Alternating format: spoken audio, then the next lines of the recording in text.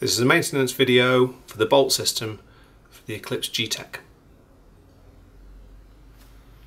Basic maintenance of the bolt system only requires the can and bolt to be cleaned. Stay tuned to the end of this video for the advanced maintenance of the spool and switch assembly. With the bolt mechanism removed from the marker, simply unscrew the can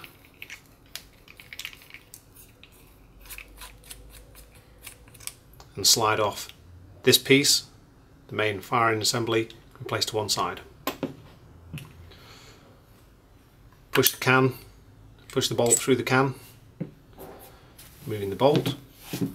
Take a microfiber, wipe off any excess grease. Take the can, pay particular attention to the number 17 O-ring around the inside front of the can, and wipe that with a microfiber.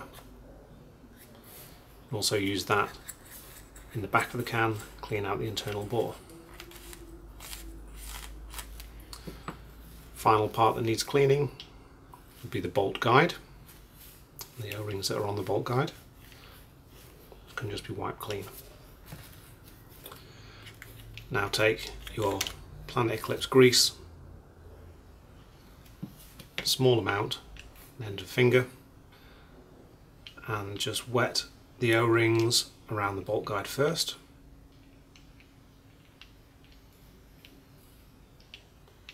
Place that to one side. Take the bolt itself. You want again to just wet the rear 14x2 O-ring at the back of the bolt and also small amount, again just wetting the surface, no excess left on the bolt, and this part here. Remainder take and just apply to the inside. Wipe off any excess. You can then slide the bolt onto the bolt guide. You should make sure that there is some friction between the bolt and the bolt guide. It shouldn't just fall off. Finally, take the can, small amount, again pinches around the internal number 17 O-ring, and the excess that's left can be applied to the inside and just smeared around. Slide the can back over the bolt and screw it back into position. That's the basic maintenance of GTEK bolt system complete.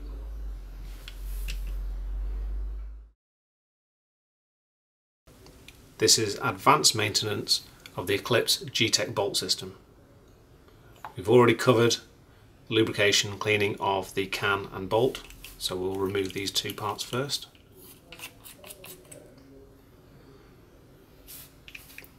Next part to remove is the bolt guide.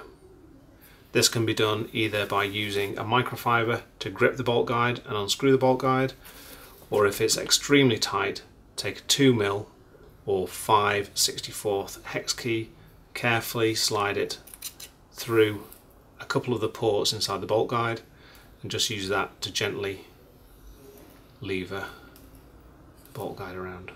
Once it's loosened, you can remove that and take out the bolt guide. This is the bolt guide. Place that to one side. You then have the spool. You have the spring, spool spring, and spring guide. And then inside here are two more parts that will require a bit of a tap on a soft surface to remove them. Inside here you have the plunger, which holds the back cap in place, and this part which is called the switch. The order that they go back together will be plunger first, then the switch, then the spring and guide, then the spool, and finally the bolt guide. We'll take each of these parts one at a time and wipe them down to remove the old grease or any debris build up inside. Take the spool, wipe the spool off, and wipe off the bolt guide, both internally and externally. Once they've all been cleaned, you can go about re-greasing them. We'll put a very small amount of grease onto the plunger first. In fact, what we're going to do is put the back cap in place.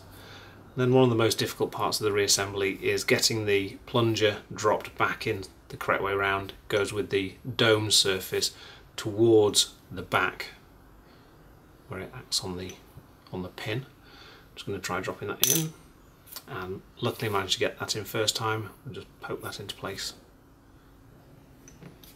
Next is going to be the switch. Again, 2 O-rings on the outside. These can be a number 15 or a number 16. Just lubricate both of those, and anything that's left just smear around the inside where the spool is going to go. You can just drop that into place and push it down to the bottom. Then we have the spool. So we'll do the 2 seals at the back. Main valve seal in the middle, near the onion, as we call it. Again, a very small amount on the number 8 at the front.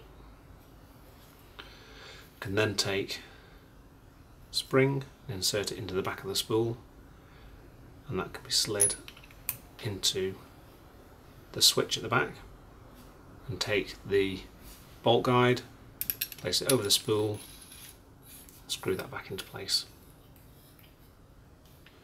Again, just like we took it off, you can either screw it back in using a microfiber to make sure it's tight, or very carefully 5/16 hex key and just make sure it doesn't have to be tightened at all. Literally just screw it in until it stops against the body.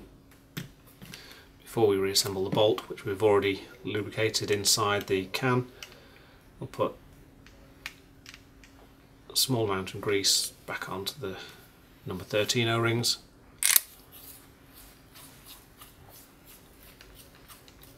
Put the can back on, and the whole assembly has now been greased. We then slid back into the body of the marker.